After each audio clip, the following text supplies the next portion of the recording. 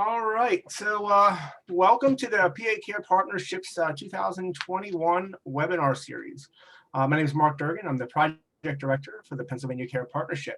The PA Care Partnership is Pennsylvania's statewide system of care grant through the Office of Mental Health and Substance Abuse Services. This webinar series was started in the beginning of December 2020 and will run through the summer of 2021. Most webinars are on Thursdays. So this webinar is being recorded and all attendees will be placed on mute during the webinar. It's our pleasure to welcome our presenter today, Gab Bonesso, comedian, children's entertainer, and motivational speaker. Our moderators today are Jamal Ford and Nancy Massey from the PA Care Partnership. So a little bit about Gab. Gab has walked the line between comedy and political activists her entire career. Ms. Bonesso, the only woman named Best Comedian in Pittsburgh 3 times, is best known for pioneering Pittsburgh alternative comedy scene. Ms. Bonesso is also an award-winning children's performer addressing anti-bullying. Professionally, she speaks about her struggles with mental health issues and advocates for both children and adult subjects. She is recently chosen as one of the 100 best speakers on mental resilience. Whether she's delivering a TEDx talk on anti-bullying or being the first comedian to be signed to the Mercer Records, Gab Bonesso is determined to use her voice to fight for the oppressed. It's with great pleasure that I welcome Gab. Thank you so much. And thank you to everyone who is attending. I see we have 566 participants. I'm blown away. Thank you so much. I want to start by saying something up top that I think a lot of you know, but just in case, I am speaking today as a mental health patient. I am not a doctor. I'm not a psychologist. I am a patient. And so today I will be telling you my story and some of my struggles. And with that, there could be some themes that could be triggering. However, I know our moderators have a bunch of resources that they will have available to you in the chat box and on our website. But there will be some themes of grief and death and trauma. And I just wanted everyone to know that up top because this is my story and that's part of my story. Also with that, I totally understand. I can't see any of you. So if I start getting manic or something is bothering you or you just are bored, you can leave and I won't know. You won't hurt my feelings. So this is for all of us. We're in it together. And I'm just so excited to have you with me and that you would even want to hear my story. So to those of you who are taking your lunch break right now, just to hear my story, to the students who got out of class today, you're welcome. And to everybody else, welcome to Ride the Wave with Gab. I'm Gab. So I'll start with the beginning of my mental health journey, which sadly for me started really young. Although the more people I meet with mental health issues, I think a lot of our stories started young, which is very sad in a lot of ways. Mine started around the time I was 5 years old. I grew up in the suburbs outside of Pittsburgh. And my next door neighbor, there was a family with 3 boys. And one of the boys was 2 years older than me, and he and I were friends. We were friends from a very young age. And so I would go over to his house to play almost every single day in the summer. And he had 2 older brothers, and one of his older brothers, who was a teenager, would sometimes join in and play with us. And he would always suggest that we play hide and seek. And so the way hide and seek would go with this teenager he would choose either me or this other little girl that was friends with his little brother, and one of us would be his hiding partner. And unfortunately, what would happen when you'd go hide with him is that he would molest you. And by doing it this way, by choosing between the 2 of us, he created this very bizarre dynamic that as a 5-year-old, I actually got jealous when he didn't choose me. I would be upset. Like it was like some reflection on me, like I did something wrong, and I would be mad. And that feeling of jealousy in my 5-year-old brain made me think that I was somehow complicit. Like I thought, well, I must like it on some level. Why am I jealous? And so that made me feel shame. And it's why I didn't tell anyone. And this went on for about a year of not telling anyone, not my mom, none of my older siblings, my dad, no one. I just felt guilt and shame, and I felt complicit. I felt like I was a part of it. And I honestly, I'm in the middle of therapy now, like severe trauma therapy. So I don't know what the incident was that finally made me speak up and speak out. But one day I was over there and he chose me to hide. And I ran out of their house and I came home and I told my mother my story. Now, this part of my story I know could enrage some of you, but I will give a background so that you don't get angry. When I told my mom I was being molested by the teenage boy next door, my mom, who herself came from generational mental health, right? Like there was systemic mental health issues that were never addressed in her family, meaning my mother, her grandmother, these were all women who had been molested or involved in some type of sexual assault. And so my mother's advice was, you're never going to go over to that boy's house again. And we're never talking about this again. You're just going to forget about it and it will go away and we will never talk about it again. Now, I think with my mom and her not having the tools to help me, and that this being the pattern in her family, I mean, her grandmother's dad was a pedophile who molested all of the girls in that family, that this was, to my mother, the best way to deal with something like this. However, what she didn't know was her little daughter had a chemical imbalance and it wasn't good for me. It actually was awful. I couldn't just put it away. I'm not someone who can compartmentalize. So it was this thing that was always flying around my head. It was this thing that I was told I shouldn't tell anyone, especially my dad, which that really made things complicated for me because I thought, am I dirty? Am I wrong? Did I do something bad? Like, so there was guilt, there was shame, and not being able to talk about it caused this like lack of control. And what ended up manifesting was a lot of rage, and a lot of rage for a little girl. Now, I don't have any pictures of myself as a child, which I probably should have. I was really cute. Like I looked like Punky Brewster, right? Like I was a cute little girl. So a little girl who's adorable and has rage fits doesn't see a lot of consequences. So I was acting out a lot, but it was usually laughed off or ignored. Like I remember being in first grade and a classmate came over during recess and like knocked down a building, like a block building I was making. And my reaction was to just grab him, throw him to the ground, and start beating his back. And I beat him so severely, you could hear it echo. Lunch ladies had to come and grab me off of him. And when they asked me, why would you do that? Why would you hurt him? I was like, he broke my blocks. And they were like, okay, and just let it go. So like there were lots of signs, but I came from a family that didn't believe in getting mental health help. It was just not something we did. Like I said, my mother's side, it was systemic. My poor father, he always wanted to get mental health help. And people would say to him, oh, you're fine. You just want to be crazy. And it was like, no, my father would take naps with his eyes open. Okay. That was not a man who was faking it. He needed help. And no one would get him the help. So I'm going through childhood with all of this rage without getting any help that I need.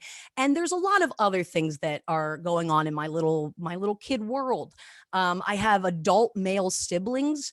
I was the youngest in my family. My mom started having kids when she was 16. She didn't have me till she was 35. So my oldest brother was 20 years older than me. The next one was 19. The next one was 16. So by the time I'm a little kid, they're grown men.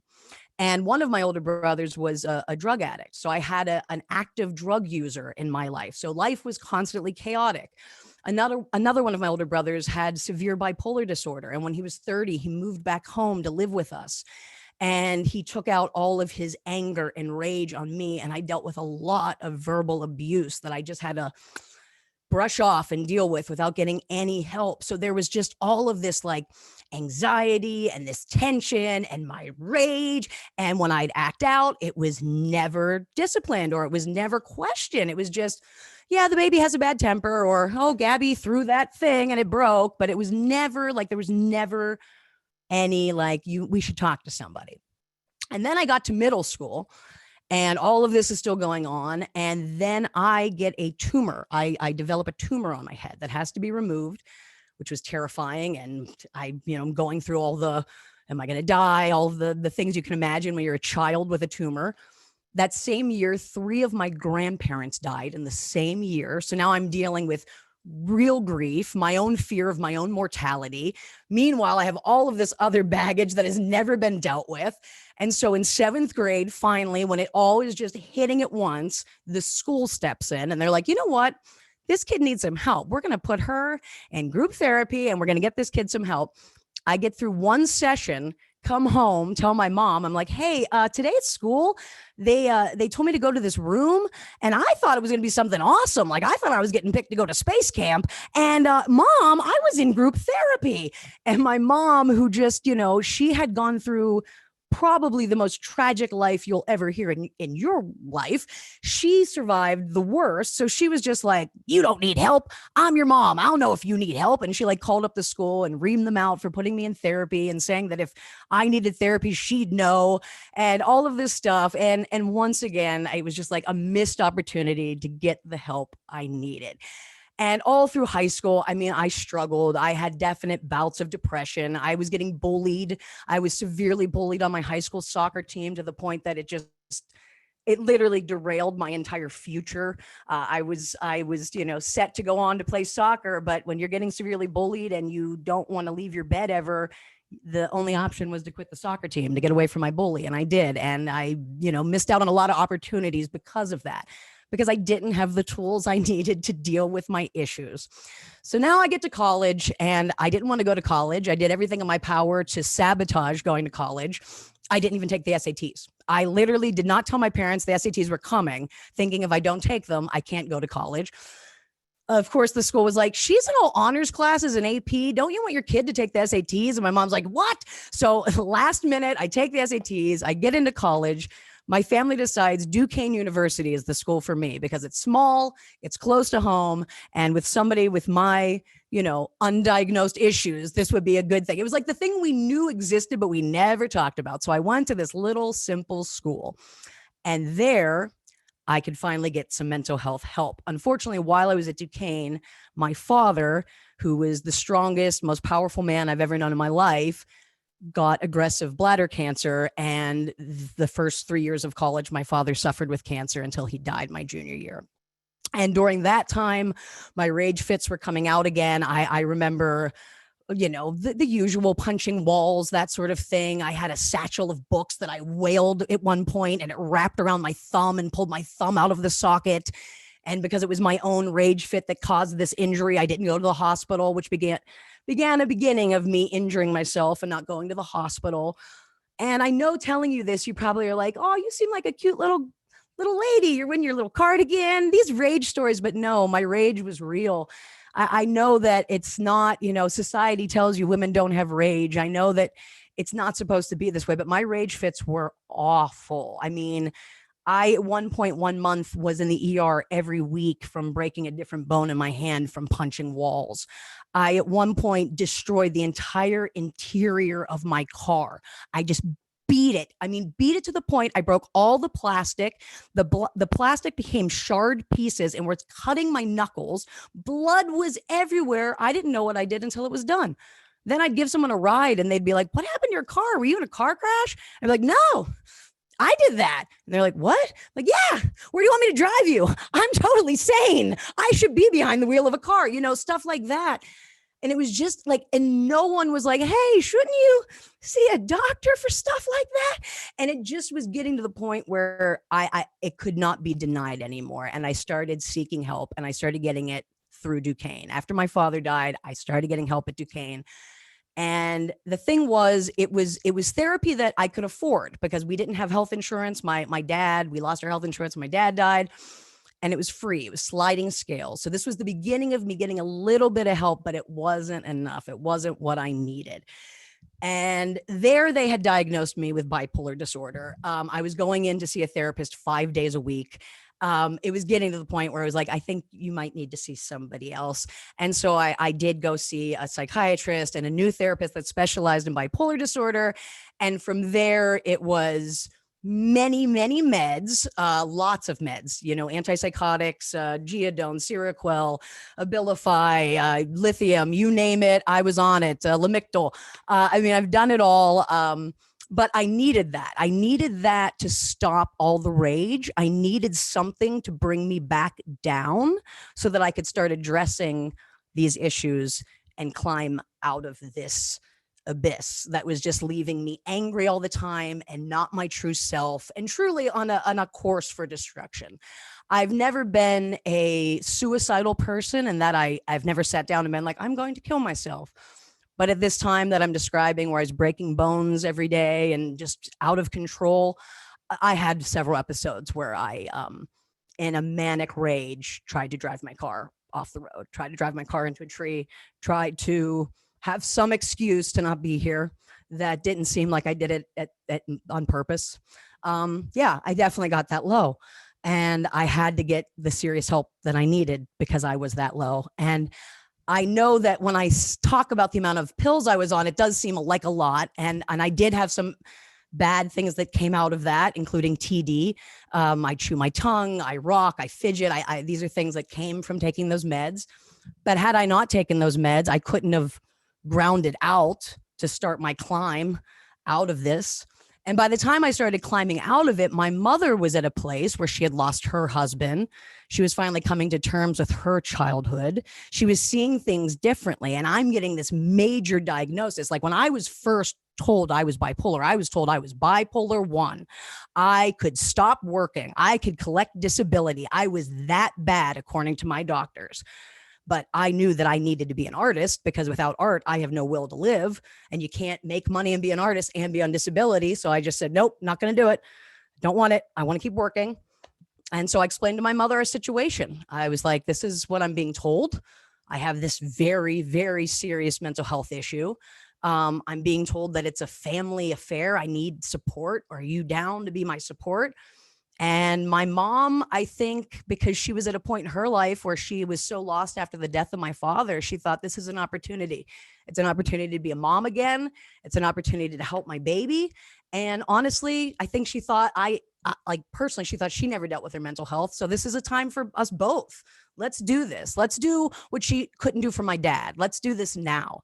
And my mom became my biggest champion. Between her and my psychotherapist at the time, we became a team to give Gab hope again, a team to get Gab back on track, a team that said, Gab is funny. Gab has a lot of good skills. Gab's a nice person. What can we do to help Gab? And, I had to also give up a lot of stuff in this time. Like I had wanted to move to New York or LA to just focus on my comedy, but I knew I needed to be here to do the work. I knew my mom, her health wasn't good. She was a diabetic. She was starting to have vascular issues. I knew she needed some help. So I thought we could really help each other during this time. And we did just that, if it was a country song, it would be like, I'm insane and she's in pain. But that was literally our life. My mother was in excruciating leg pain. I was dealing with mental health issues, and we were a team and we worked together. And every time I would get to those moments of like, just thinking that, maybe I should give up the arts. Maybe I shouldn't be an artist. Maybe I'll never get to that dream I had before I knew I was type 1 bipolar and could go on disability. Maybe I should give that up. Maybe I should just get a regular job. I remember sitting at the dining room table with her crying and just being like, Mom, if I can't move to New York or LA, I have no hope in this business. You can't be a full-time performer in Pittsburgh. I should just go to McDonald's. I should just work at McDonald's, Mom. And I was just trying to give up on my dream. And she said to me, she's like, I know you have lost your faith. I know that everything that's happened to you in life has broken you and brought you down to this darkness. But you need to know that I have faith. I have faith in you. So when you lose your faith, grab onto mine like a life preserver and hold on to it, baby. And every time your mood is up and down, you got to ride the wave. Just ride it, because that's life for anyone, whether you have a mood disorder or not. Sometimes life is great. Sometimes it's not. And you just have to ride the wave. But don't give up when the waves are crashing over you, because know that sunny day is coming. And this speech that she gave me, when I say that this turned my life around, when it gave me hope, when I didn't have faith, but knew I could borrow hers, it was like everything clicked for me. And at the same time, this movie had come out called Silver Linings Playbook. And she and I had watched it together and we were like, fist bump, this is us. We can have a silver lining. And it was like the beginning of just the best time of my life. Like right around that time, I happened to be on Twitter and there was a tweet about an open audition for American Eagle outfitters. They needed like a talent. They needed a host, someone who could be on camera. And I saw this tweet and I was like, whatever, I'll try to sign up. I sign up, I go audition. Not only do I get the gig, they create a position for me and I become the host of all of American Eagle's corporate training videos, the videos that they show in the stores. Then I get to start doing stand-up at all of their corporate events around the country. This lasted for 2.5 years, all because of a tweet, all because my mom told me not to take the job at McDonald's, all because I was riding the wave. I got to go on tour. I saw the country. I got to go around to stores and give workers checks for $1,000 like I was Oprah. I mean, it was amazing because I didn't give up, because I rode the wave. From there, my mom's health started getting a little bit worse. And I was like, okay, how can I still do what I love? Take care of mom, ride the wave, take care of me. Pittsburgh is a good city for me to do all the things I need to do. And at that point, a friend of mine who was a musician, we both had been bullied as kids.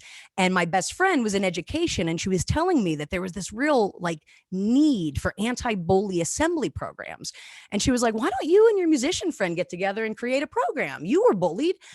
And my friend and I were both in a place where it was like, do you want to try this? I'm working for American Eagle. I can't remember what he was doing at the time. So we created this show.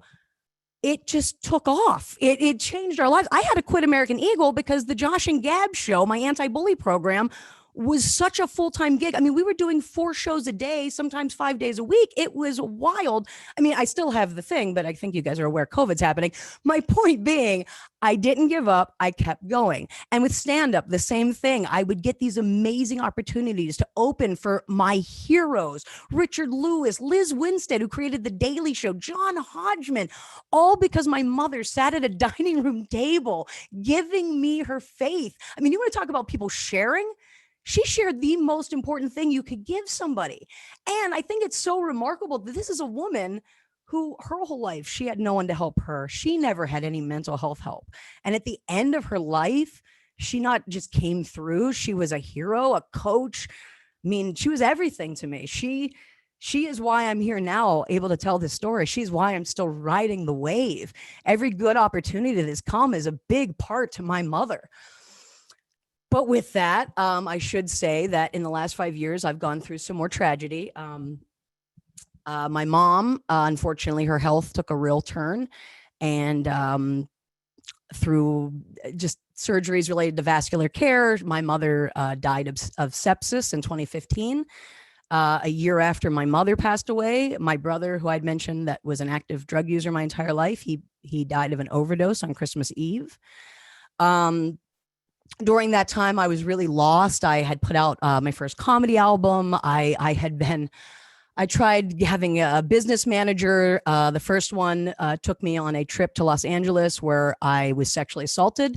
The second one just basically had me sign a contract that was just, I lost all, it was not a good money contract for Gab. Let's put it that way.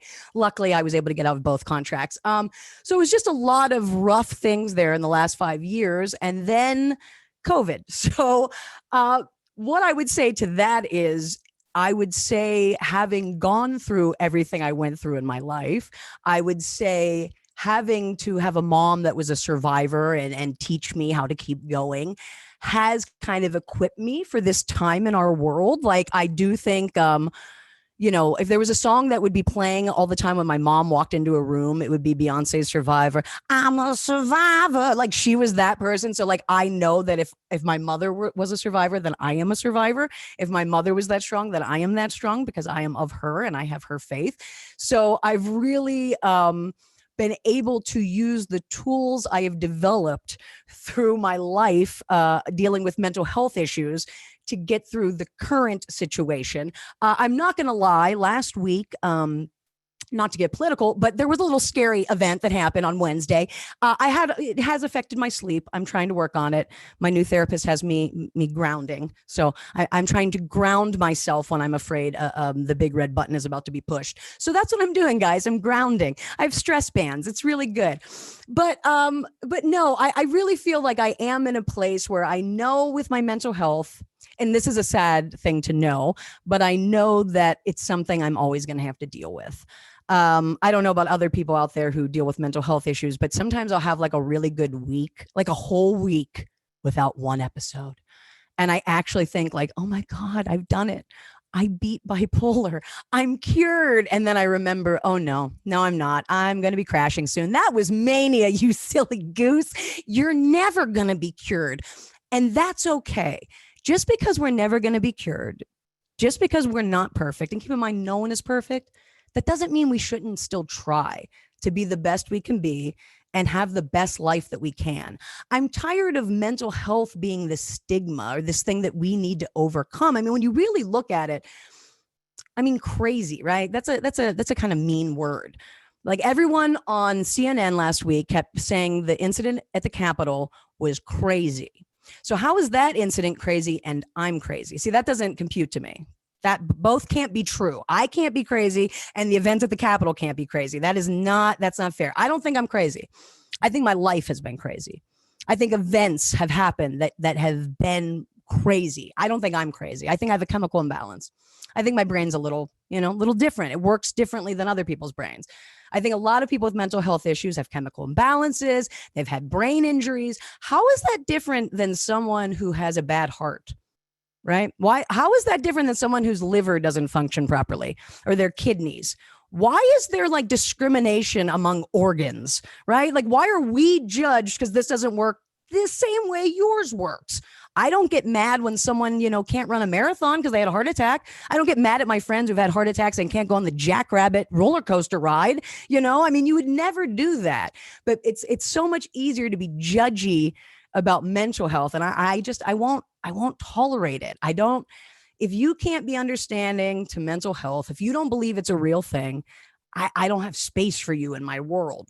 I mean, that's what we have to do as patients. It's unfortunate, but we have to curate our lives. We have to make sure our lives are safe within our boundaries, what we're willing to accept, what we're willing to take.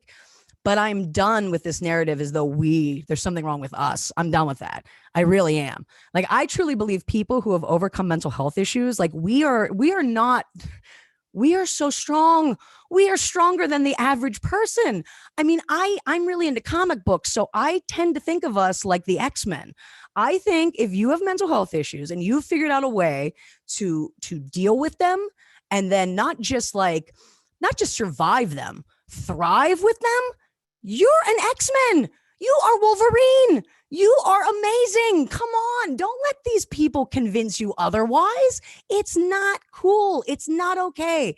It is not okay. There's no reason that we should be saying nope to our dreams. Okay. We should only be having hope. We deserve that. We've earned that. We've survived trauma. And that's the thing. A lot of these people who haven't gone through, they just haven't gone through it yet. Doesn't mean they're going to escape life without mental health issues. It just means they haven't got there yet. So that's the other thing too. So I never want people who go through what I go through to feel badly about themselves, feel that they're less than, feel that they can't, have a shot at this life. And I know that the world would tell us differently. There is still such a stigma. I mean, I know it's not as bad as it used to be. Like my bipolar, there have been times where I have episodes and I'm like, oh my God, if this were like Salem, Massachusetts in the 1700s, I would be called a witch. Like literally, they'd be like, it's Tituba. I saw Tituba and Gab Bonesso. She's a witch. Get her, or like, I don't know if you saw that intro video I made for this talk, but one time in a bipolar episode, I literally climbed a door jamb, perched myself on the ceiling of a room. If this had been like 1400s Rome, the Vatican would have exorcised me, and you know it. So yes, it is better than it used to be, but the stigma is still real. I mean, I would say within the last like 5 years, I went to donate bone marrow. This is a true story. I went to donate bone marrow. A friend of mine her mother, my best friend, her mother was going through leukemia, and her mother was like a second mother to me. And we had our church had this giant, like, just for people to come and sign up to donate your bone marrow. So I went. I was one of 100 people who went, filled out all the paperwork. And the woman who was organizing, about 20 minutes in, calls my name out. She's like, I need to see Gabrielle Bonesso. Gabrielle Bonesso, come over here. I'm like, okay. I walk over and she's looking at my sheet and there's a list of you had to put your medications down. And she's like, what's all this medication? What are all these drugs you're on? And I'm like, well, I have bipolar disorder. So that's medicine for bipolar disorder, Geodone and Ativan and Lunesta. That's because of that. And she was like, oh, you have bipolar? You can't donate bone marrow. I was like, why? Is there some way that my bipolar is in my bone marrow and like you could pass that? And she's like, oh, no, nothing like that. Nothing like that. It's just in the past when we've worked with people with bipolar disorder, it doesn't usually work out for them. And I was so confused. And I was like, I don't understand what you mean. Why wouldn't it work out for me? I'm trying to donate. This is a woman that means a lot to me. I would really like to donate my bone marrow. And she said, well, the problem is that sometimes when we call people to let them know that they're a donor, if they have bipolar, there have been instances where people have taken their own lives. And I was just like, what the heck? And then I'm like walking back to my friends and they're like, what was that about? And I'm like, oh, I don't get to give my bone marrow because I'm, cookie bird. So I don't get to do this because they think that I will kill myself if I am called to save Charlotte's life. So hi, everybody. I don't get to donate bone marrow. I guess, it was maddening and these stigmas are real. This was just 5 years ago. I mean, even in therapy, and it's not my current therapist, but I even had a therapist once who, when I was originally diagnosed with bipolar, she basically said to me, like, I just don't know if you could ever have children. I just don't know if you're capable of having them, adopting them, being a foster. I just don't know if that's in your wheelhouse. And that really, really hurt me. I mean, I believe that. I believe, like, what is wrong with me that no one would leave a child in my care? I mean, yeah, I believe in ghosts and monsters, but I mean, that doesn't mean I wouldn't be a good mom. Like, it was really hurtful. She also said I shouldn't, and this is true, she said I shouldn't do rooftop dining. I wish that were a joke. It's not. Like, if your own therapist thinks that you can't handle rooftop dining, that's a stigma. I don't see that therapist anymore. I moved on. But the point being, my current therapist is like, of course you could foster children. You would be great at it. What? So you have to, go through this stuff. Even as a patient, you may have people who, even a therapist could be very old school. They may not be present day. So don't take everything as though it is like, the word of the Lord and your therapist said this. Oh, but yeah, I mean, the stigma with mental health is rough. I mean, I even find myself, so I have bipolar disorder. I prefer to call it manic depression. Those of you that are therapists know that prior to 1980, that's what it was called. And then they got rid of it because of the stigma behind the word mania, which really hurts my feelings because if you spend any time with me, I'm a maniac, manic depressive, and it's who I am. It's what I'm about. And I shouldn't feel shame for that. So I like saying I'm manic depressive. Also, I was an English major in college, and I just think manic depressive sounds like way classier than bipolar. I'm sorry, it does to me. Hemingway, manic depressive, right? Like Faulkner, manic depressive. Even Patty Duke, manic depressive. Daffy Duck, manic depressive. You think bipolar, you think Kanye West, and he's not helping the cause these days, friends. And I love Kanye. I do. I try to defend the man. Oh my gosh.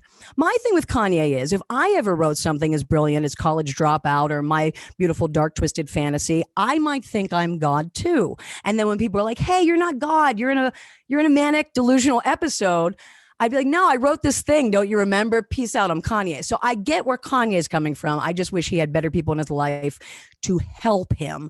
That's my Kanye rant.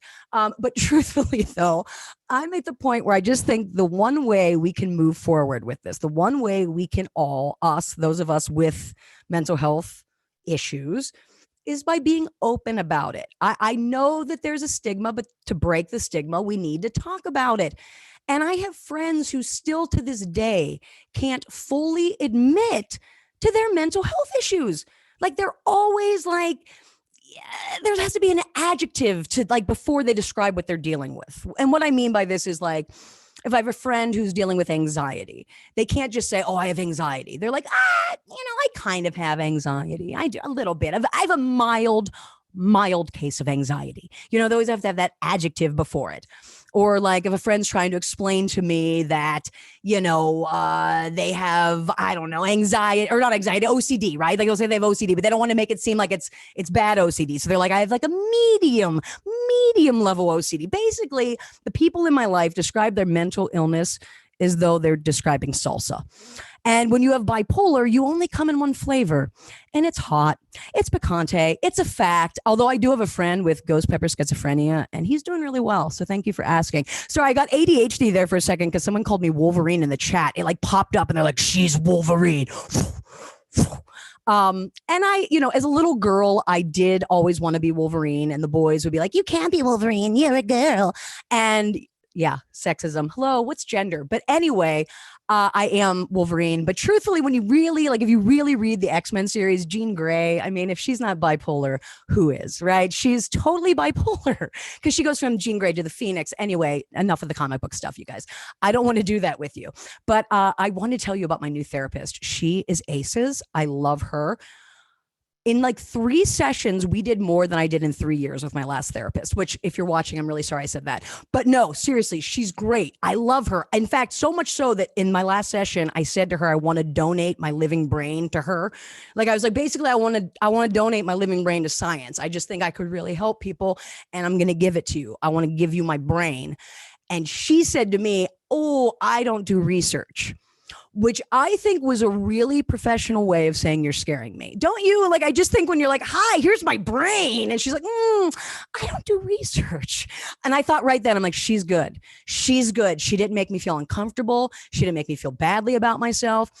Now, I've had therapists who've gone the other way. Like they made me feel too good about myself. Like I had a therapist who used to come to my comedy shows. And then like... Then she would like call me and leave like voicemails and be like, man, if I wasn't your therapist, I wish I could be your agent. And that was always very confusing to me because I'd be like, what? Do you have that skill set? Because I kind of need an agent more than a therapist. No, but she'd do stuff like that. One time in a session based on nothing, based on me not taking any kind of like aptitude or IQ test, she was like, I firmly believe you are a genius. And I'm laughing because that was the moment I knew she wasn't a genius. I was like, wait a minute. Nah, I'm not. I'm not a genius. I can promise you. Yeah, no, I'm not a genius. And neither are you because you said that out loud. And no one should have ever said that out loud. That was wrong. You did something wrong. But I do always want people to remember, though, that mental health is serious. It is a serious thing that we're talking about. And even when I joke about it for my own catharsis or for your catharsis, it's still super serious. And I found that out in an odd way. You'd think I found it out through my own life experience, which this is life experience, but I found it out when I signed up for the Affordable Health Care Act back in 2012. I don't know if any of you had to do this, but I signed up for Obamacare because I was super excited. I work for myself. This was a way, as someone with pre-existing conditions, that I could get actually good health care that was affordable for a change. So at the time when you wanted to sign up, when it first started, the system was constantly crashing. So you would have to like call and actually talk to somebody. So I'd called up and I'm talking to this woman. I don't know if she was a nurse or whatever, but the intake woman for Obamacare. And her first question to me was, do you have any serious illnesses? And I truly didn't know exactly what she meant by that. Like I have a bleeding stomach ulcer and I didn't know if that would qualify. So I just said to her, could you please explain to me what a serious illness would be? And she went, oh, sure. Serious illness would be something like cancer or bipolar, just like that. And I was shocked. I mean, shocked.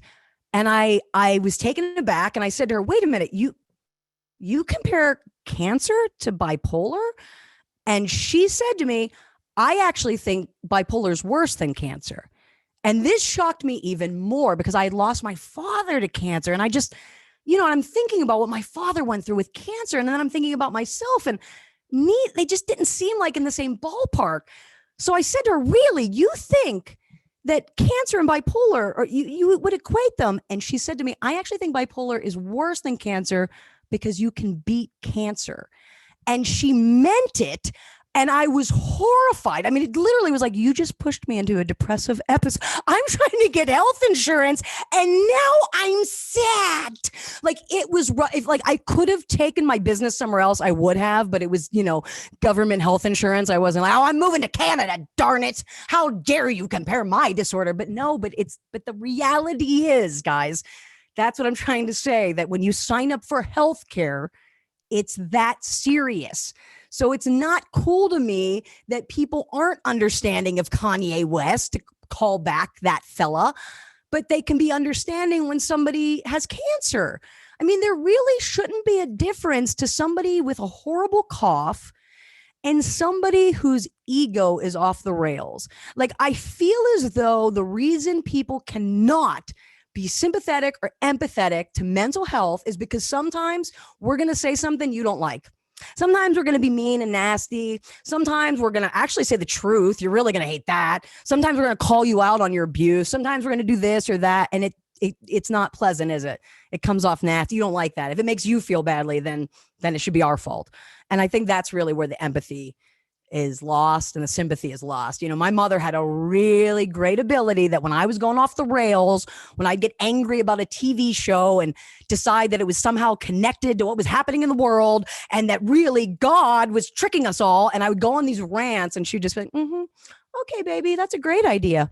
Why don't you go upstairs and watch YouTube for a little bit? You know what I mean? Like, she just wouldn't take it on. She wouldn't really think that I thought that. She'd monitor it. And then if if I'm still talking about it a week later, then we'd have to deal with it. Because I do sometimes have that delusional thinking part. That's why I think I have a lot of sympathy for Kanye. I am not someone who thinks I can be president. I know that. The only place I could be president is if the country's flag was literally a picture of a screw and a picture of a ball. You know what I mean? Like in Looney Tunes land, I could be president. But in the real, I know I am not qualified to be our president.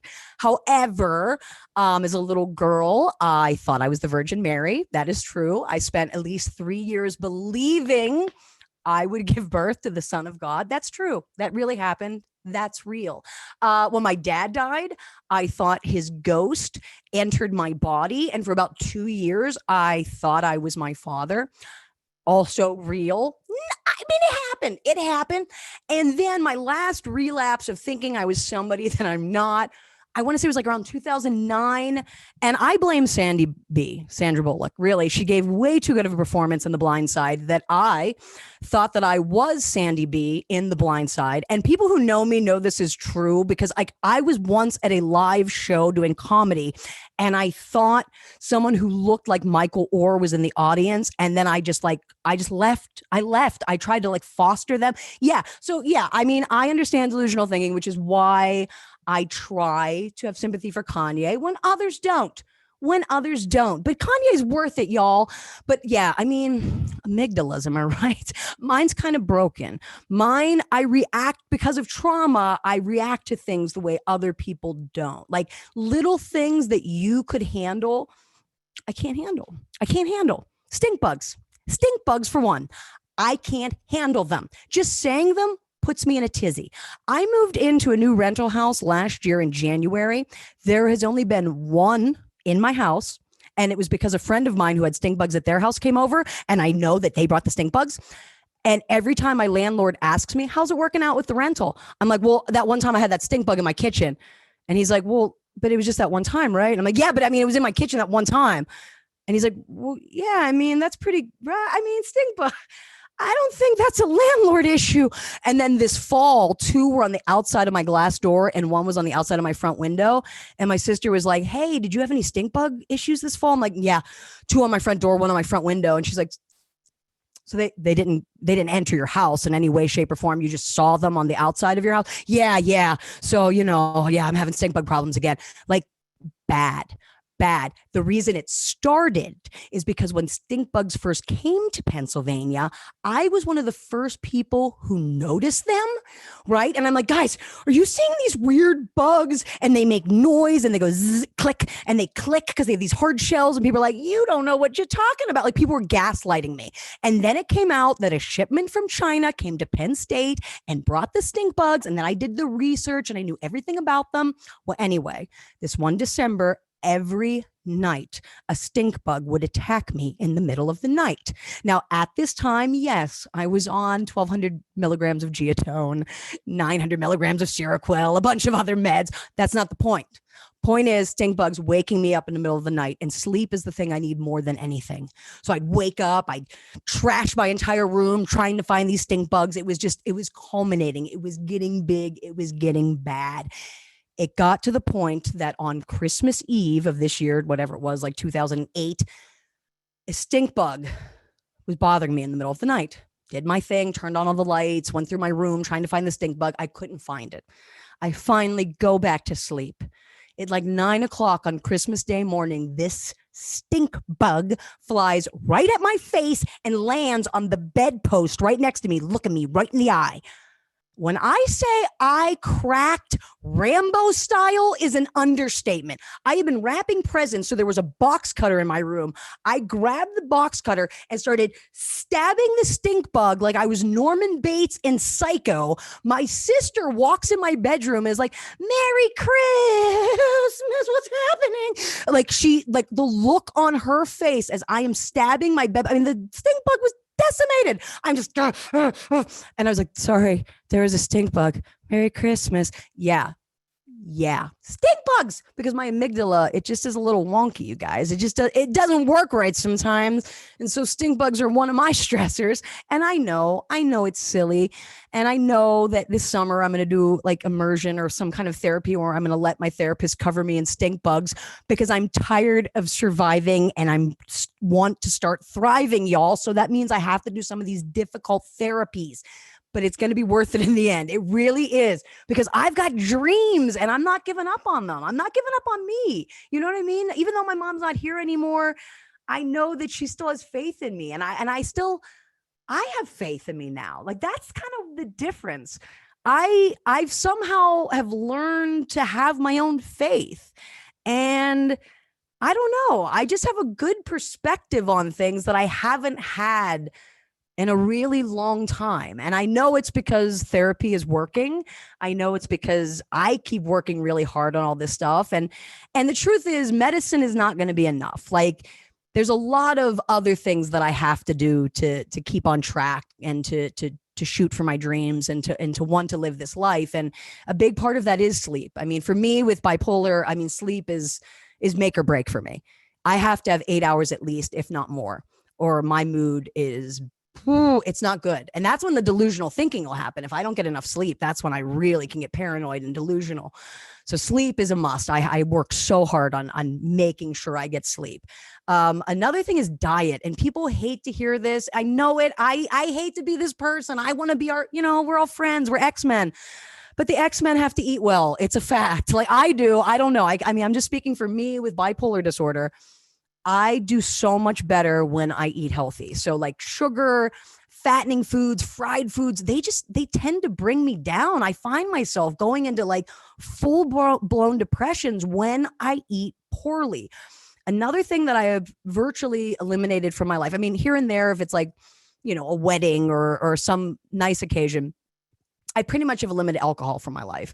I can't drink. I also have a bleeding stomach ulcer. So it doesn't work for my stomach or my brain, frankly. So, but I do notice, and I don't know if other people with mental health issues, bipolar in particular, I find that alcohol really is bad for my moods. Like, drinking, like in the moment, I find myself getting up and I'm like, I can do everything, like I remember in college, I was that person who would drink and then think I could fly. I would be like, I'm going to jump out this window now. Bye. And they'd be like, Gab, no. One time I jumped down a flight of stairs. I thought I could fly because I put on a boy's button down around my neck and I made a cape. And I was like, I think I can fly. And I flew down these stairs and there was someone seated at the last step and my head hit his his back. I am so lucky that I am not paralyzed. He is not paralyzed. I'm sorry, Pete. That was the kid I hit. But anyway, yeah, like I was definitely, so alcohol is so bad for me. And then the other thing that I do, me with bipolar, I'm not recommending this for everybody, and I know not everyone can do this, exercise. So because I tend to, both for mania and depression, on those days where I don't even want to get out of bed, or I don't want to like put on clothes or shower, I have to force myself to do it. I mean, it's truly, I force myself. I think of the alternatives. I think of, if I have more than one bad day, what that's going to mean and how that's going to affect my future and what that's going to mean for me to, for stand up or for any part of my life that I want to achieve goals. So those are the things that help keep me motivated. The fact that I have lost so many people, that helps me stay motivated. Like I want to, like, I'm not going to lie, I still have very depressive, suicidal thinking, but the thing that stops those thoughts for me is my mom.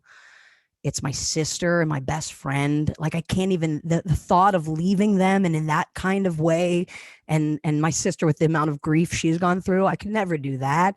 You know, I have a godson who loves me to death. I think of him.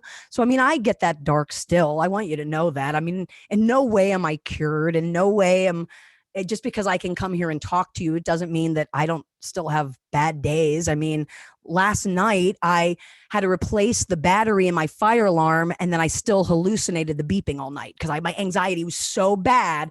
I was hearing beeping that wasn't there. So I say this to you because I don't want people to watch me and go, oh, okay, well, it's different for her.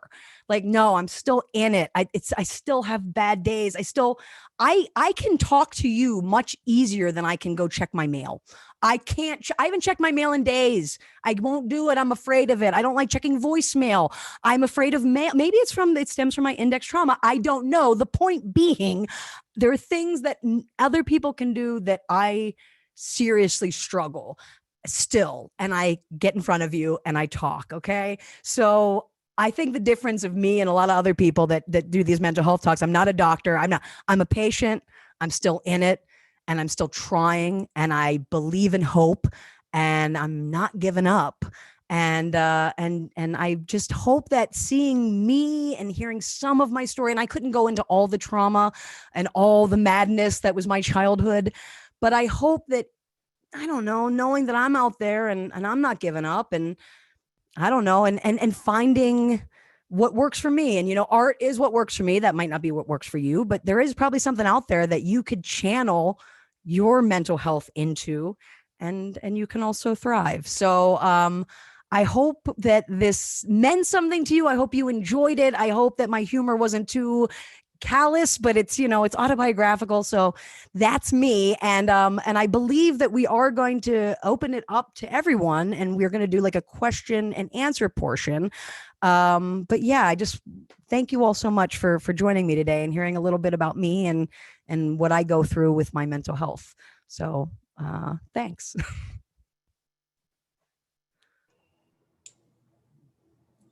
Thank you, Gab. That was awesome. We have some questions starting to come into the Q&A. So thank you for your presentation. It was awesome. You're getting a lot of great feedback in the comments. Someone said it was a very healing session, and I would agree. There's a question that I want to ask that was asked in the chat that didn't seem to get over to the Q&A yet, but Trisha Moore asked, what advice do you have for a family member that vocalizes concern for mental illness but refuses therapeutic help?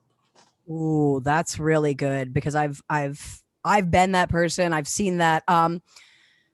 You know, it is tough because mental health to me and addiction are, you know, are the same. And I've heard often, especially with a brother with addiction, is that he would have to hit rock bottom, right? They have to hit rock bottom.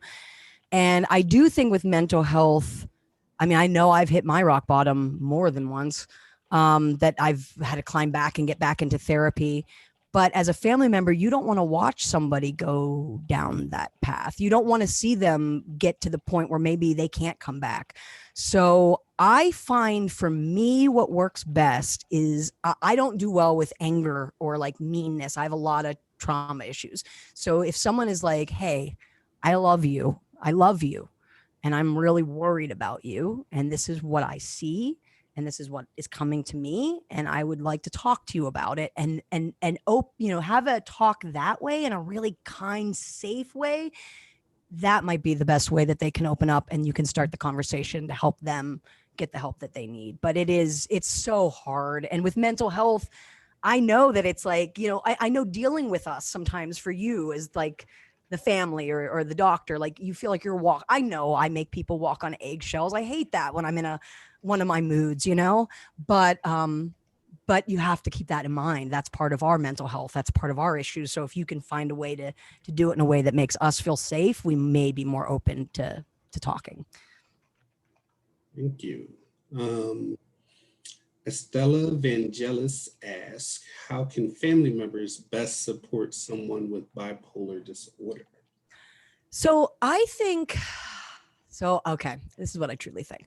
I think what I had said earlier, like I do think the best way to think about your family members with mental health disorders is to think about other health disorders and how you treat people like that. So like my mother had diabetes, and I know how I was with her. And so it made me feel good that she could give that back to me with my mental health. So remember that it is a sickness. It's an illness. Like when I'm in a bad mood, I don't want to be in a bad mood. The times I've said nasty things to the people I loved, I live with that guilt. I've had to work through that. Like, we don't want to be these people. So remember that. So if they're getting nasty or they're doing these things that, are upsetting you, try not to take it on. Try to remember that they're sick.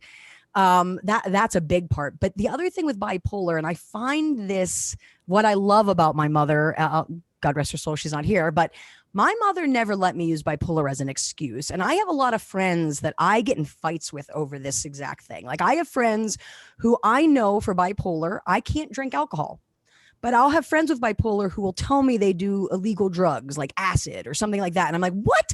You can't do that. Our brain chemistry is already not working right. If you do that, unless, I know doctors use acid now, but I'm saying illegal drugs. And I would get frustrated with them and be like, so you're just not even trying. You're going to do everything that you know is wrong rather than try to, improve your life in some way. So I would say don't give them, like, still have expectations. Like, just because someone is bipolar doesn't mean that you give up and you just let them have bad behavior. Like, you still need to hold them to expectations, but you also need to remember they're sick. So I'd say both things if you want to see someone thrive, not just be numb the rest of their lives. That's my advice. So someone asked, the anonymous attendee said, is your art displayed anywhere? Okay, yeah. I'm a performance artist. So I have a YouTube channel where you can see random videos. Sometimes I do mental health stuff. A lot of time I started like doing food tasting videos. The only reason I have a YouTube channel is because when my mom was dying and I had no social life, the only friends I had were YouTubers. I would watch YouTube. It was like the only social outlet I had. So when she died, I thought, well, I'll start a YouTube channel and maybe there's somebody out there that can spend an evening with me and feel better, But lately what I've been doing on my YouTube channel is I write these very bizarre songs, and it's really helping me with all the different voices and sounds that are always going on in my head. Like, these are bizarre songs. Like, you will see my rage come out in these songs, but at least it's like this cathartic, healthy way to like deal with all my emotions. So my YouTube channel, I'm also my anti-bully group. We're called the Josh and Gab Show. So it's just the Josh and Gab, or it's just joshandgab.com, I believe, and you can find we have tons of music about anti-bullying, all kinds of stuff there. And and I just have a website you could go on and see different stuff. But I'm working on and I have an album out. It's on Misra Records. You could get on iTunes, Spotify. It's called Everyone's Dead, a comedy album. I wrote it after my mother and brother died. So, I performed it after they died. So, yeah. Yeah, it's tough. It's like I'm a very happy, childlike person, but there's so much darkness. And I think like a lot of people are sort of like, no, just be happy children's performer, Gab. And I'm like, yeah, except all this really messed up stuff happened to me. And I got to feel that too. So yeah, it's this weird dichotomy that I exist. You gotta live your truth, right? Amen, Jamal. Gotta live my truth. Marina Martin asked, what has worked best for you to gain the amazing insight that you have? Honestly, therapy. I talk therapy does more for me than anything. And I know some people that doesn't work. I know that, but I am someone who, oh my God, like we make breakthroughs and I'll say something that I don't even know until the therapist pulls it out. Like, for instance, I was recently telling my newer therapist, because we're specifically dealing with index trauma. So we have to deal with my molestation, which is really hard. And she's been bringing out things that no one has brought out for me, like memories, vivid memories. So I'm in the middle of telling her this, and then I'm telling her another story where I'm just like, oh, and while I was getting molested, completely not knowing, my older brother, who was an adult, he would pick on me and always compare me to the other girl that was getting molested. And he would make jokes and be like, oh, I wish she was my sister, or she's so much cuter than you. She's more talented than you. And he didn't know that I was getting molested. But so that was happening while I'm getting molested. And so in my head, it was really bad. And she stops me and she's like, wasn't your brother like 25 at the time? And I'm like, yeah. And she's like, so why would an adult man be doing that to a little girl anyway? Like, that's not okay. And I didn't even know that was not okay. You know what I'm saying? So like, talk therapy is amazing for me because I have put up with a lot of stuff that was abuse that I didn't even know was abuse. So I'm a huge fan of talk therapy.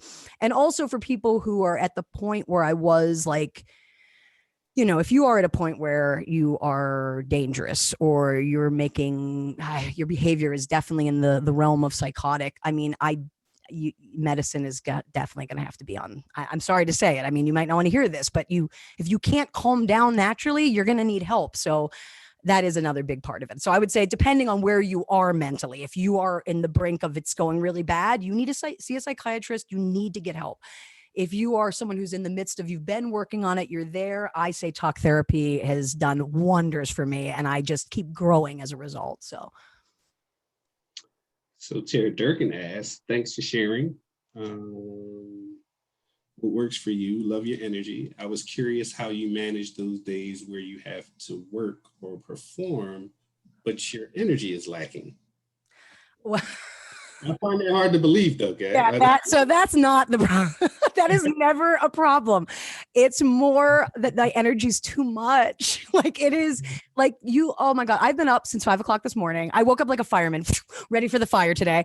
I was on my treadmill like an hour before this talk, like trying to get it out. Like it's more like I have too much. I'm like a rocket who's going to explode and I need to not explode before the performance. So getting the energy is never the issue. The issue is, will I sleep after a show? Things like that. But what I can tell you about performing and mental health is a trauma part, which is that sometimes I will be triggered a minute before a performance, you know what I mean? Or the comedian before me says something that just jarred me to the point that I'm shattered and now I have to get up and perform. And as much as I don't think that I compartmentalize, I must somehow do it when I perform because it's like, I have no choice. Like there is that performers, like the show must go on no matter what. I mean, I've had some of my best shows where I was at the ICU with my mother and she's on a ventilator. I leave, go to a comedy club, do my show, and then go back to the ICU to be with my mom. I mean, I don't know. I really think when it comes to performing, it's the only time I'm safe. Like it's performing is, yeah, that's not an issue for me. It's my catharsis. It's my therapy. I couldn't exist without it. So yeah, getting energy is never a problem. It's more calming down afterwards or dealing with a trigger right before a show. And in that sense, meditating or doing something to just calm down and remember, like, you can deal with this after. So anonymous attending asks, do you ever deal with imposter syndrome? That's a great question. Oh my God. I wonder if my friend asked that because I just said that to him last night. Long story short, I actually don't with my art. I rarely, like not with comedy. I've never felt that way. Not with children's before. I really feel like God, if you believe in God, I do. I believe God put me on this earth to do these things. The one area in my art that I have imposter syndrome is music.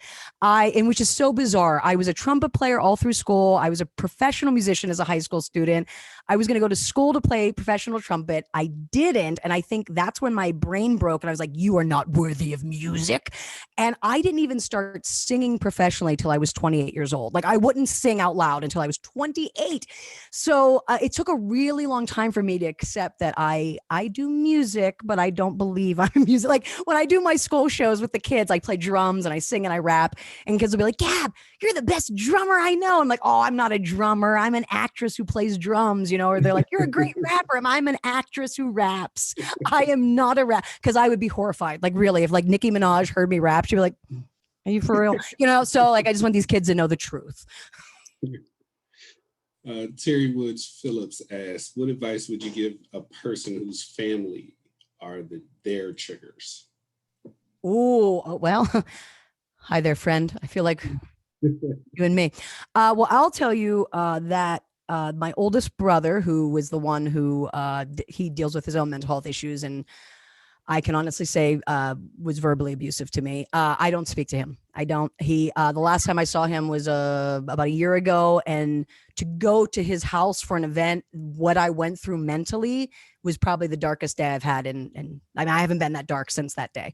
And even my sister at the time was like, please don't come. Please take care of you. Don't do what you need to do. And I'm finally doing that. I'm doing what I need to do. And it's hard. And I'm such a like, I'm the love child of my family. Like I was the baby. I was the mascot. I mean, I worshiped all my big brothers. So for me to even say that I think he verbally abused me, and for me to, sorry, I could still get emotional, for me to cut him out of my life for my own mental health is so hard, but I have to take care of me, because, you know, he won't. And, you know, it's what you have to do. So I know where you're at. My sibling definitely is a trigger for me. And you do have to have boundaries. That's the only way. Boundaries. And believe me, I have none. I tell every stranger my life story, you obviously, but I have to force myself to have them when it's for my survival. And you do too. So Shauna A asks, how would you instill hope in someone when they are in a really low place with their mental illness? Oh, well, I'm someone who I, in general, always try to find the good in somebody. Like I really do. Like I don't like today, Nancy, one of our panelists, was like, you look nice. I was like, you all look nice. And then I took a minute and I thought, they probably don't believe that. I was like, I mean it, because I did mean it. You know what I mean? I did mean it. And I didn't want them to think it was some phony offhanded thing that people just say. Like, I connect with people. Like I am the person at the grocery store who says hello to everybody. I know all my bankers by name. They follow me on social media. Like I'm a love child. I like to give love out, and I don't necessarily need it in return, because I've just got a lot of love. I've already forgotten the question. Is that bad? I went so off. I'm like, what are we talking about again? I love you. Oh, is it honesty, or what were we saying?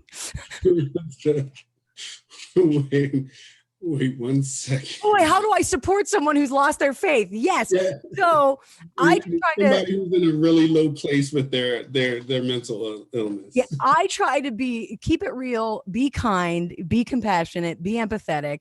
But I was in a situation where I was doing a live program for children, well, teens, and I was doing this whole spiel about, like, you know, ride the wave, and I took my mother's faith, and that's what kept me going. And there was this like 15-year-old girl just sitting in the front row looking at me, just like with utter disgust, just like that's your story, and I have no one who cares. You know, I could just see it. Like, she doesn't have a mother who would do what my mother did, and it was just emptiness in this kid's face. And I just said to her, you're looking at me like I'm so full of it.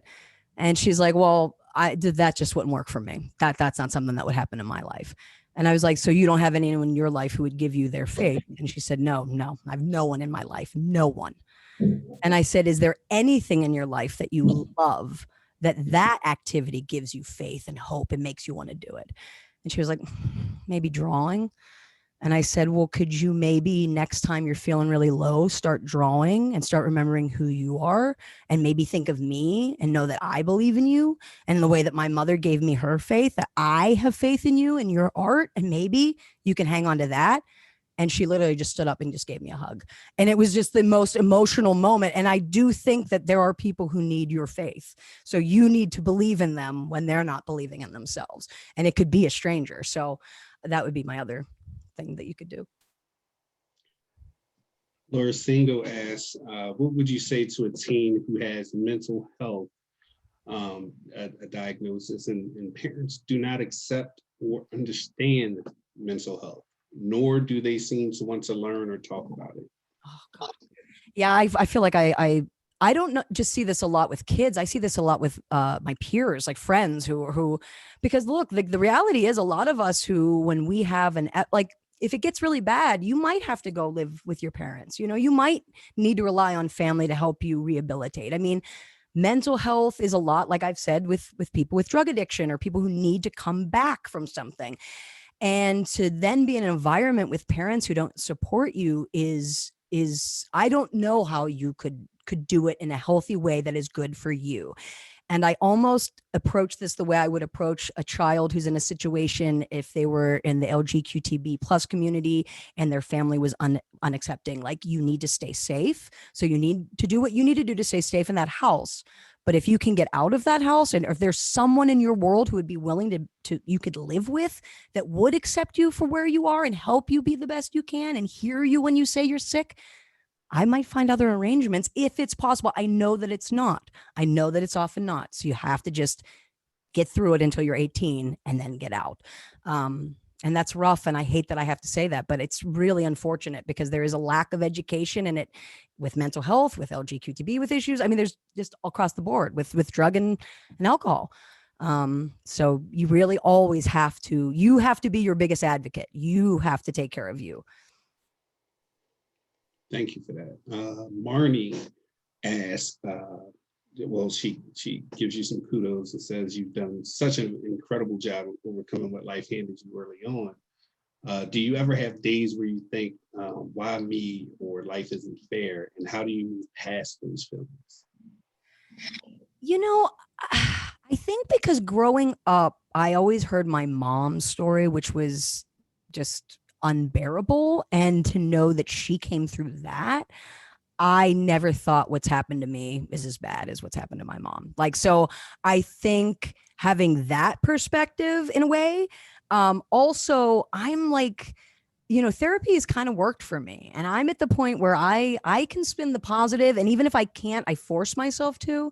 Like, there's like this Rosemary Clooney song they always play at the holidays, which is like, instead of counting sheep, count your blessing. And I kind of like, that's sort of my when I start getting dark, like when things are going negative, like there have been times just even recently with COVID where I felt like even the city of Pittsburgh, like other people that would be peers, other comedians, I feel like when there's an opportunity to share something I'm doing, like this talk, one person shared it, you know, that was a comedian.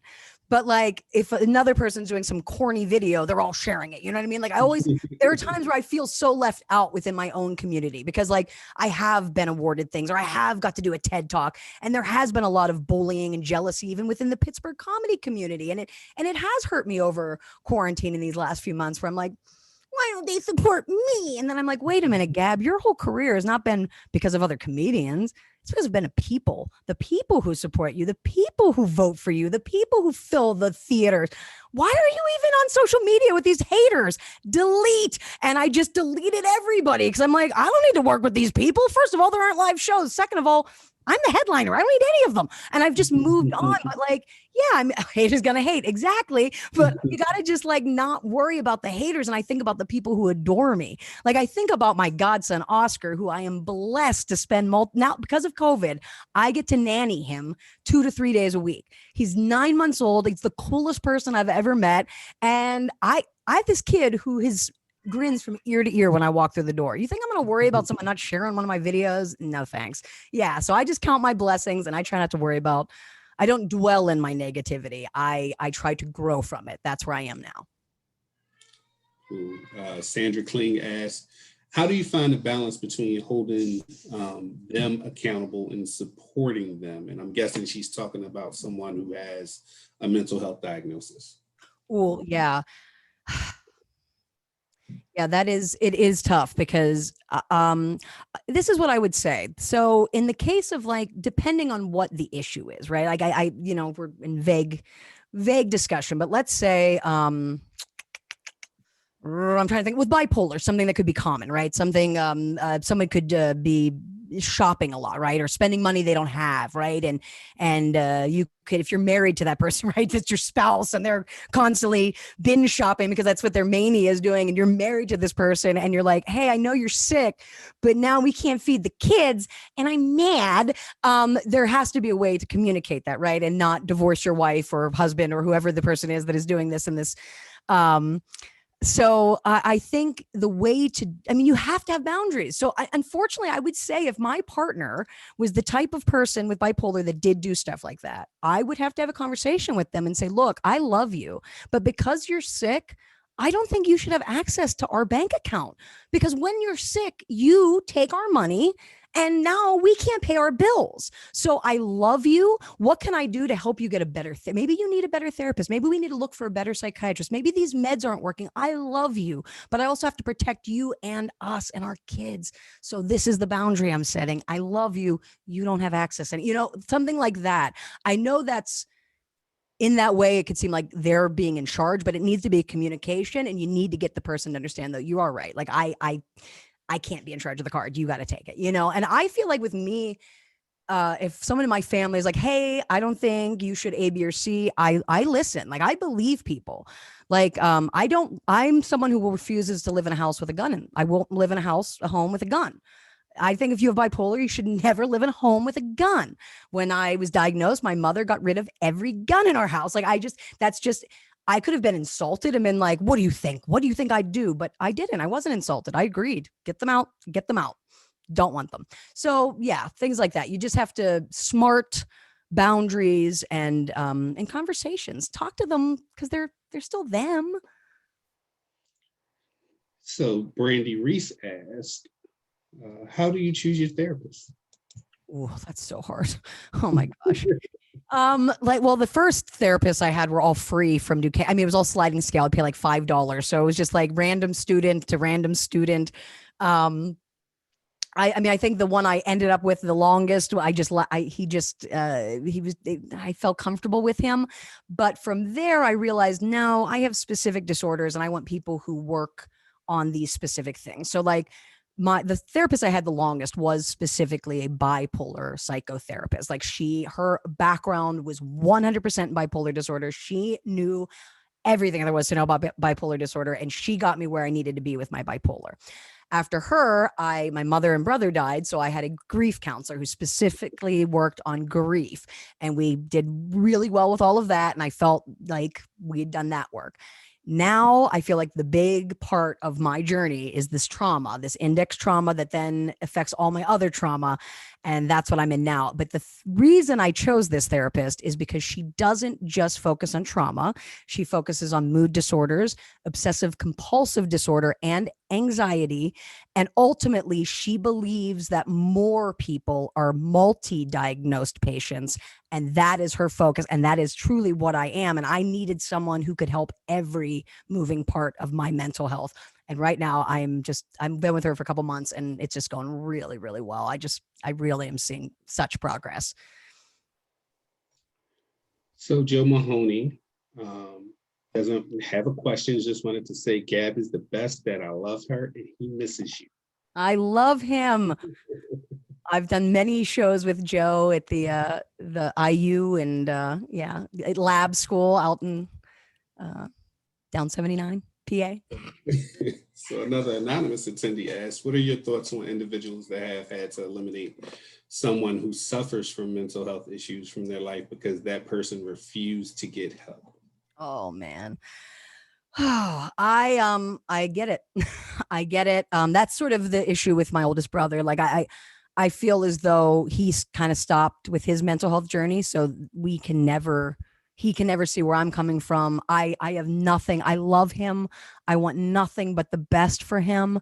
But until he could do the work and see where I'm coming from, we can never be in each other's lives, So I understand having to walk away. In fact, my brother, I don't really admit this openly. I don't think I've ever admitted this in a talk. My brother who passed away, I was always his biggest advocate, his biggest supporter. I would pick him up. I drove him everywhere. I was just his girl. I always had his back. But the Thanksgiving before he overdosed, he was so out of control on drugs, so bad. And I just was at my wit's end after losing my mom. And I just said, I wrote in a journal, I was like, if he keeps at this rate, he'll be dead in a month. And then I just took a break from him for 1 month. And then he died. And I didn't talk to him that last month. So I can tell you, I know what it's like to put up that boundary and say, no, you're hurting me. And I also can say I've been on the side of I put up that boundary and lost them and I never got to say goodbye. But I still know I did the right thing for me. And I'm really sorry to my brother, but I had to look out for me. And it was really hard. And it's still something I deal with. And I have like anxiety and I'll feel guilt over it and think, oh my God, maybe you could have been the thing that kept him alive. But I was at my wit's end and I couldn't take any more. He came and was so high on drugs that I just shut down.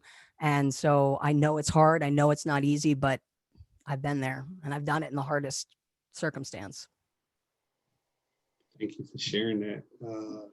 Anthony Cristofano asks, he thanks you for your inspirational talk and wonders what advice you can give someone who has no motivation or energy to do anything. They're just kind of very down. I got to tell you, so many of my friends suffer from severe depression, and we'll get together. I mean, when COVID didn't exist, we would get together and hang out and talk mental health. And they would tell me that they could no motivation, nothing. And then there's me that's like, what do you mean you have no motivation? Why don't you just do something? And it's like the complete opposite, right? And then they would say, God, I just kill for a little bit of your mania. And I'd think, God, I would kill not to be manic, I am not like, I have never gone through that. I have never gone through where I can't force myself out of bed because my mania is strong. Like even when I'm depressed, I'm generally in a mixed state, which is actually kind of scarier because it's almost more psychotic. Like I'm sad mad. I don't know how to just be sad. And so I've never really gone through that, but I have like, I don't want to name people, but like one of my closest friends that's an artist and another a family member, and they suffer from that level of depression. And I know with them that they've told me that it is sort of that, like you have to force yourself to get up. Like I don't want to name names, but a very close family member of mine, she forces herself. Like even if everything is telling her, don't get out of bed, there's no will to live, stop it. She's like, the very first thing she'll do is just take a shower. Like one little thing. Take a shower, and then that can help her maybe do the next thing, which is take her medicine, or whatever it's just not to quote What About Bob again, but really the baby steps sometimes are all you can do. And you should be proud of a baby step. And I mean that if you're someone who literally has no motivation to do anything, and tomorrow after this talk, all you can motivate yourself to do is take a shower and then go right back in bed, I'm proud of you because at least you took the shower. You did one little thing. Like it's with me, with my rage, like I don't have rage fits anymore. Like the worst that could happen once or maybe twice in a year, I might like slam my hand down like that. And when I do that, I immediately hate myself. And I'm like, you relapsed, you're horrible, bipolar's bad. And then I have to stop and go, no. Because see, 10 years ago, you would have broken your whole hand. You just slammed it 1 second. You're doing great. And you haven't done this in a year. How about that? How about I'm so proud of you, Gab? Sometimes you have to spin it for yourself. Sometimes you have to be the mom and dad that your mom and dad couldn't have been because they didn't have the tools. You know what I mean? So talk to yourself like, hey, I'm proud. You showered. I love you. You showered. Good job. I know how hard that was to shower, So sometimes like that helps me. It really does. Reagan Rock wants to know, what advice do you have for those watching that do have a mental illness? My advice is the key for me was to finding out exactly what I was working with, knowing it's not just bipolar, it's PTSD, it's OCD. I have severe OCD, anxiety, like knowing that all of these moving parts, what they are, what I'm working with, so that I can start seeing them when they're happening, or like, like when I was a kid, I just thought I hated myself. Well, now I know I don't hate myself. It's just my brain sometimes turns on me and says really bad stuff. So when it starts doing that, now I have to be like, hey, wait a second. You don't mean that. You're just in a bad mood. You don't really think that about you, Gab. So it was really like, it's like you have to live with it, and you have to like start I don't know. It's almost like you become friends with all the different parts of your brain, and you get to know who they are. And it is like a family, it's like, the mean part of your brain's the mean brother. And you're like, oh, stop it. You don't really think that. Or, the scared anxiety person's like, come on, that's not going to happen. And it's a constant like talking to all the parts of my brain. So once like knowing what you're working with, accepting it, working on it every day, you can't give up, and there can't be a day you're not acknowledging your mental health and being like, okay, what am I going to do to make today the best day it can be? How can I make my brain the strongest it can be? I also say, take whatever mental health issue you have and see how you can channel it into the thing you love most. For me, it's art, which makes performing great. I mean, I have all this energy on stage. I mean, no one can compare with my energy. It's natural energy, and it's like an explosive, but maybe there's something that you can do. Like as people with OCD, maybe you could, I don't know, something that like very detail oriented, or maybe, I don't know, somehow you can channel it into something that works for you. That's my best advice. Cause it's the way that, I don't know, it's kind of made everything go together. It's made my life so much more symbiotic, because it's sort of like my art, my mental health, they're all together, it's all one big thing. And I don't know. So hopefully you can find something for you that you could channel. So Cindy McAler asks, she says she has a granddaughter, age 9, who was diagnosed with DMDD, which is considered a precursor to bipolar. Any suggestions on how to support her family who have some challenges of their own as she grows? Support her family who have challenges of their own. Wow. Okay. Yeah, this is interesting, because it does feel like my family had challenges of our own, and it would have been interesting if an outside person wanted to help. So one thing I would say, depending on, I don't know how she's, if it's rage or what's coming out of this little girl, but if it is rage, instead of like, I think my mother used to do with me is when I would go into one of my fits, she'd be like, oh, my baby's gone, and the alien's here, and the alien has replaced my baby. And it would just make me so much more angry, like, because what I was angry about was real. Like there was a real thing there. I just didn't have the words and the way to express how I was feeling. And anger was easy, and anger was what I could fly off the handle with. But if someone had said, wait a minute, you're not angry, you're hurt. Why are you hurt? What hurt you? If you turn it, that might have gotten through to me way better than being like, you're an alien, I'm done with you, you're in trouble, making the kid feel bad. I think any way you can help a little kid to not feel badly about themselves. I mean, it's so damaging.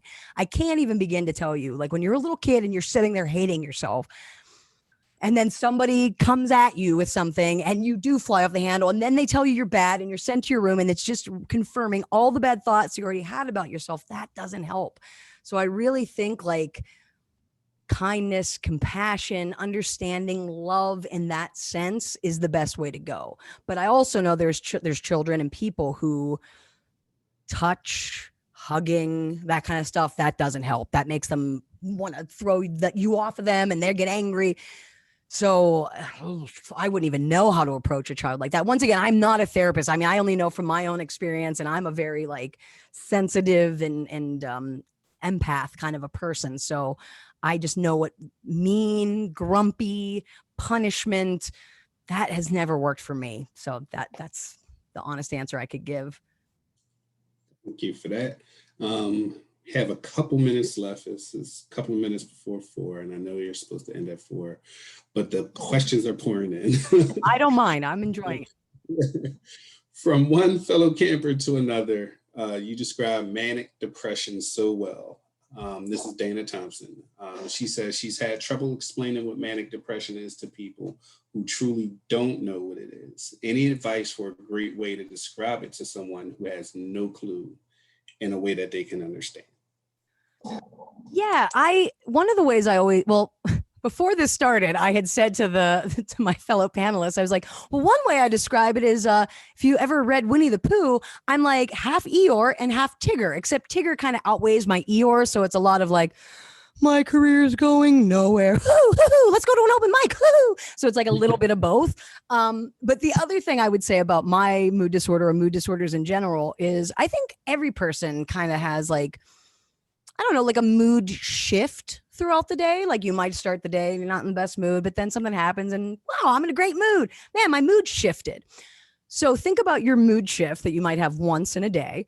And we have those, but it could happen literally. I mean, my mood has changed minute to minute to minute. I mean, that rapidly at times where I'm just like, I've given up. And then within a second, something else happens. I'm like, I have all the hope in the world. I'm a golden god. And then within another second, I'm anxiety ridden. I'm like, but if people know I'm a golden god, then they will try to destroy me. And then like it flips to something else.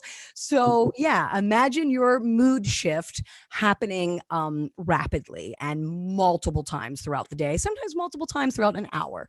So that's how I would probably describe it to somebody. Ride the wave. For sure. I have a couple more questions, Gab. Bridget Long loves the concept of borrowing hope, like you described doing with your mother. She wanted to know if you could help her understand what that actually means and how do you borrow hope? Thank you for asking that question. Because I feel like no one's ever asked it, and yeah, but no. So for me, my mom really did have faith. And I think that did come from her tragic childhood. I mean, my mother, oh my God, I really like to tell you my mother's story is going to be another one-woman show or a movie. I just literally could not tell you her tragic life. But her life was so rough. And I believe that her faith in God or whatever she believed in is what kept her going. My mother really had this idea of heaven. She really believed heaven existed. She believed that you could see everyone you love there. And beyond that, my mother believed that heaven is where you could see all of the artists who changed your life. So when my mom was a kid, TV shows, radio programs, musicians, that's what kept her going. That's what kept her going. Like, and she'd think, when I get to heaven, I'll tell George Gershwin how Rhapsody in Blue saved me when I was a little girl, things like that. So my mom truly had this faith in God and heaven. And so when she said that to me and that she had that same level of faith that she had for God in me, I believed her. I mean, because I had seen her faith. I've seen my mother's faith tested and it was never tested. Like when my father was dying, my mother never lost her faith. My mother never said God didn't exist when her husband died. I said it. She never said it. And so her faith was so deep and palpable and real that when she gave it to me, it was to me this real thing. I knew it existed. I'd watched it exist. And it was something I could then put faith in. Her faith was what I had faith in. And even when she first died and I didn't necessarily have it, I did remember, like I was like, wait a minute, no, mom knows you can do this. Mom knows you can survive her death. Mom has faith in you. Mom's faith, you got this, And so it's sort of that. It became a tangible thing. And I just hope that I can have faith that is that the people see it and they're like, whoa, like I think in a way people are starting to see it. I know the kids in my anti-bully program see that because it's like, wait a minute, Gab, all this stuff happened to you. You gave up being a soccer star and you now still love your life and are awesome. Oh my God, I can handle being bullied. You know what I mean? And I think hopefully I'm getting to a point where I could be like my mom and I can have this tangible faith that I can meet you and tell you, like, come on, I have it. Hang on to mine. Hang on to it. Hang on to it. Please don't give up. Think of me. Think of me. I got you. I got you. So I hope that somehow described it. Well, thank you, Gab. Just want to be respectful of your time, want to be respectful of everyone else's time. Thank you for the Q&A session. It was very informative. We still have a few questions left, and I'm sorry to everyone who I wasn't able to get to your questions, but due to the time, I want to pass it back over to Mark so that he can say goodbye to everyone. All right. Well, thank you, everybody, for participating today. You will be receiving, like I said, a evaluation, and we're going to put it in chat as well. Please take a couple of moments and fill out the evaluation. It is important, and it'll also be emailed out to you tomorrow. And when you sign up for the evaluation, please make sure to sign up for email blast. We have another presentation coming up on January 21st at 2:30 with Mike Venny and Transforming Stigma, how to be a mental health superhero. And just Gab, thank you so much. It was great. Just the vulnerability and just really putting it out there, and also really tying it into a lot of the work that we do. And just thank you for your time. Thanks so much for having me, really. Yeah. All right, well, thank you all. Gab, you have so many people that are just putting their thanks into the chat. It's just going on like it's on fire, and there are people clapping. I know that you've touched many lives today, and I personally am grateful that you were able to be with us today. Thank you, Nancy. Really, I really appreciate this. Can I ask this question to you out the door? Mercedes Oliveira asks, how can she as a professional learn to better understand their clients who have various mental health issues in a judgment-free way? I find that question very compelling. Yes. Yeah, that's a great question. I always keep going back to this, but it in a way of, if they're coming in describing this symptom of bipolar, the symptom of schizophrenia, this behavior, that there would maybe be judgment, right? Like something that you could morally judge on.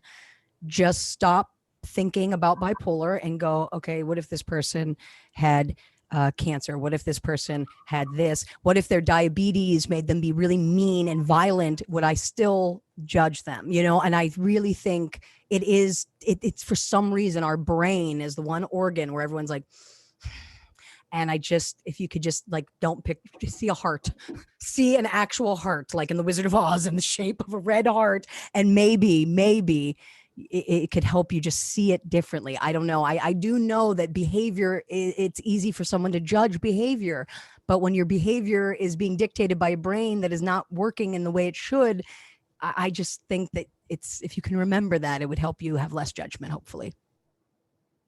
Thank you so much for that, Gab. The little comments I see popping up are just making me want to cry. It's like, hold on to faith and Yeah. ride the wave. Really, it's just, I just know my mom is just in heaven with Gershwin and David Bowie going, I did that. That one's mine. I came up with Ride the Wave. Sorry, I make my mother sound very gruff. She was alto. One time she answered a phone and a guy was like, Frank. And she's like, do I sound like Frank? And he was like, yeah, you do, actually. You sound exactly like Frank.